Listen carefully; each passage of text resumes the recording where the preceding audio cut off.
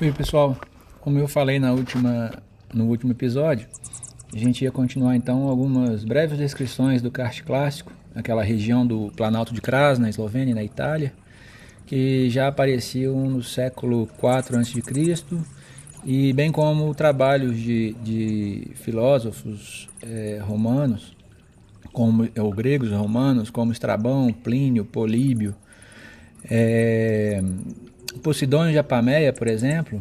Ele fez uma descrição de um sumidouro, um local onde a água some, né? E posteriormente ela aparece, no caso a ressurgência, afirmando que o rio Timavus sumiria ou sumia entre as montanhas, fluindo de um abismo, e somente reapareceria a uma distância de 130 estádios, ou seja, muitos quilômetros depois, indo em direção ao mar. Nesse caso é o rio Reka, na Eslovênia, que entra na caverna de Scotian e vai sair então na região próxima do Ino, na Itália, no Golfo de Trieste.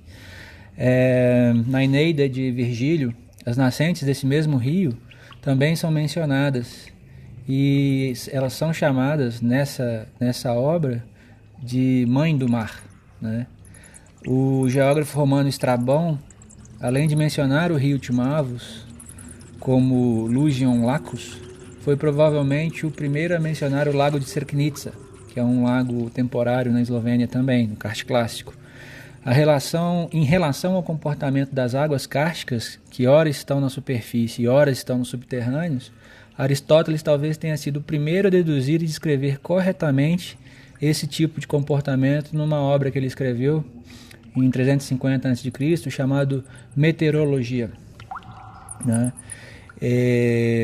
E aí, pós essa evolução, né, essa antiguidade clássica, a gente tem um conhecimento produzido durante a Idade Média, ainda muito pouco desconhecido, e os fenômenos naturais desse geossistema são mencionados em diversas fontes sem a noção, contudo, de que seria o karst propriamente dito, né?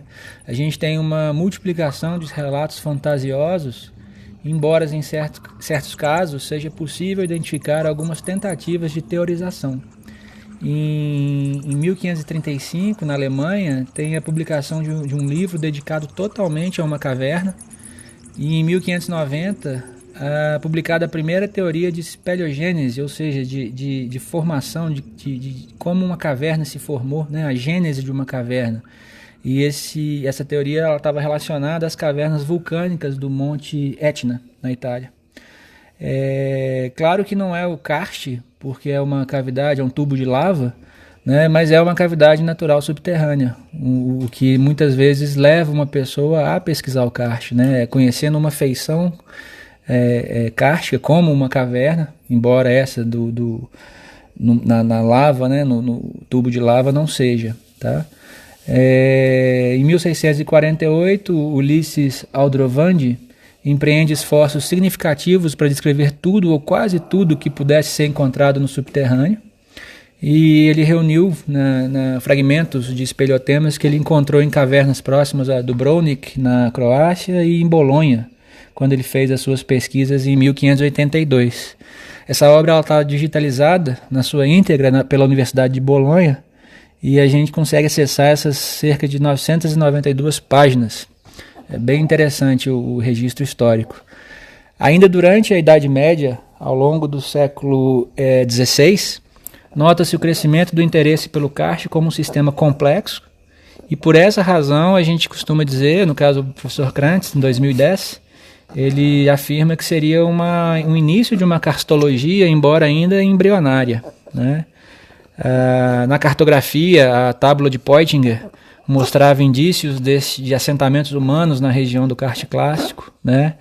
Uma espécie de turismo cultural teria surgido na região do Planalto de Kras, ainda que de forma primitiva, claro, mas por meio da caverna sagrada, em 280 d.C., e na caverna de Landar, por volta de 888 d.C., né? A partir de então, inúmeros viajantes passaram a ser atraídos por essas belezas naturais, especificamente da caverna de Postojna, em 1213, e da caverna de Vilenica, também na Eslovênia, em 1633, dando ainda mais publicidade à paisagem kárstica, ao karst, né? Em 1531, existe uma descrição dos fenômenos que foram observados por um pesquisador por sua viagem pelos Balcãs, né? E um diplomata, em 1551, publica a descrição do Polier de Cerknitsa, aquele lago de Cerknitsa. A importância do lago ela é tamanha que em diversos mapas de cartógrafos consagrados, como Lasius, Ortelius, Mercator, o lago ele é exagerado em tamanho, né, na representação de tamanha magnitude, imponência dos fenômenos, etc. O outro importante trabalho realizado pelo jesuíta Athanasius Kircher, em 1665, recebeu o nome de Mundus Subterraneus, né? E nessa obra as grandes nascentes kársticas são descritas pela presença de um grande reservatório, a hidrofilácia, que explicaria o comportamento do lago de Cerknitsa, por exemplo. Grauber, em 1781, também se interessou por essa sazonalidade, né? Época em que a água ela aparecia e a água desaparecia nesse karst. A gente percebe então que durante a época dos gregos e romanos e posteriormente na Idade Média, o estudo da geomorfologia kárstica se encontra em uma fase que a gente chamaria de pré-científica. E a quantidade de trabalho sobre o assunto aumentou significativamente no final do século XVII e início do século XVIII. Isso ocorreu principalmente devido ao fato da região do Planalto de Kras ter se tornado ainda mais popular pela descrição de viajantes, geógrafos, topógrafos, outros estudiosos, né? E essa popularização também ocorreu, em parte, pelo fato de Trieste, atualmente território italiano, era do Império Austro-Húngaro, e ele se transformou, a cidade, né, de Trieste se transformou em um porto de livre comércio em 1719, sendo aberto às nações amigas. Então, muitas vezes pesquisadores da escola de Viena teriam que passar por toda a região do Planalto de Kras até pegar o seu navio em Trieste e, por exemplo, conhecer o Velho Mundo ou outras partes do mundo. No caso, existem pesquisadores aqui, naturalistas, né, que vieram para o karst brasileiro, como o Spix e o Martius, por exemplo. Eles passaram pelo karst clássico, estiveram na região de Trieste, visitaram cavernas no entorno de Trieste e depois vieram, por exemplo, ao Brasil e a Minas Gerais, né? Então, assim, a importância da região do Planalto de Kras para a karstologia, ela é ressaltada cada vez mais por diversos pesquisadores que a gente chamaria que são pioneiros no estudo da região. Aqui não cabe falar de todos, isso a gente consegue aí na literatura, nas publicações existentes, mas é interessante que, então, desde Valvassor, por exemplo, em 1689, Nagel, em 1748, a gente começa a ter aí uma primeira fase de pesquisas em geomorfologia kárstica. Como eu mencionei, é interessante lembrar, né? Viena, um importante centro de pesquisas, e as terras sob o domínio do Império Austro-Húngaro deveriam ser conhecidas, né? Então, em Hohenwart, em 1830, descreve um prefácio para um guia de visitação um prefácio para um guia de visitação à caverna de Postojna, afirmando que o karst não era somente o Planalto de Kras, mas sim um tipo de relevo que se estendia da planície do Friuli à ilha grega de Cefalônia, por exemplo, né?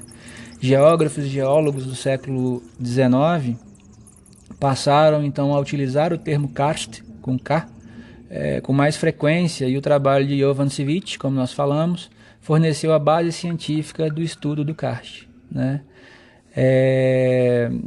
Basicamente, até o final da Primeira Guerra Mundial e a derrota do Império Austro-Húngaro.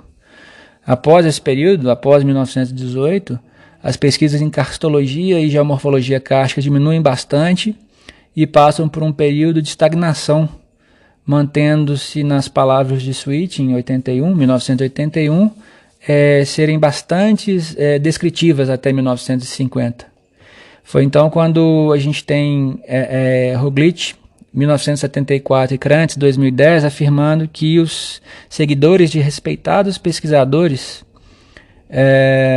eram poucos e não haviam produzido contribuições muito significativas, sendo essa primeira fase de pesquisas em geomorfologia kárstica rica em ideias, mas pobre, por exemplo, em análises mais reais. Na década de 1930, a gente tem o início da segunda fase das pesquisas karstológicas na região do Karst clássico, que vai até a sua trágica interrupção devido ao início da Segunda Guerra Mundial. E, felizmente, após a Segunda Guerra Mundial, as pesquisas são reativadas e o desenvolvimento científico geral, pelo qual vários campos científicos passaram, acaba por beneficiar a karstologia. Foi então que constantes intercâmbios internacionais ocorreram e as observações e dados levantados em campo se multiplicaram, favorecendo o aprimoramento de alguns modelos que já existiam ou a criação de outros modelos, né? As novas descobertas do campo da química analítica, por exemplo, melhoraram os estudos de geomorfologia kárstica. Bogle, em 1960, dedicou-se às diferentes fases químicas na dissolução em profundidade do sistema kárstico, fato que acabou culminando nas suas teorias sobre a corrosão de mistura, por exemplo. Em escala mundial, Corbel, 1959, tentou compreender a dissolução dos calcários. Para ele, uma vez que o CO2 é menos solúvel em altas temperaturas, a dissolução dos calcários deveria ser maior em regiões mais frias. E, contudo, Sweet, em 1981, lembra que o autor havia esquecido de levar em consideração o papel da vegetação e do CO2 biogênico na evolução do sistema kárstico, né? Além disso, as mais recentes pesquisas têm levado em consideração o fato de que o karst e as cavernas também se apresentam como parte importante do ciclo global do carbono, o que é outra razão pela qual tem aumentado o interesse nas pesquisas relacionadas à ventilação subterrânea e ao transporte do CO2 ao longo dos sistemas kársticos.